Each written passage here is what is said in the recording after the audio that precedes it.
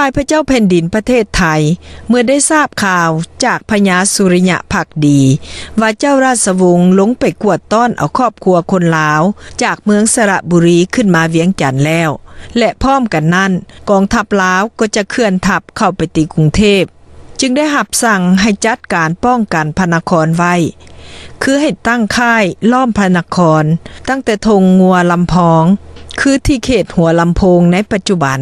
ไปจนถึงธงบางกะปิให้เกณฑ์เอาหัวเมืองฝ่ายใต้ฝ่ายเหนือเข้าไปโฮมกันขั้นถึงเดือน4ออกหมาย6คำกงกับวันที่3เดือนมีนา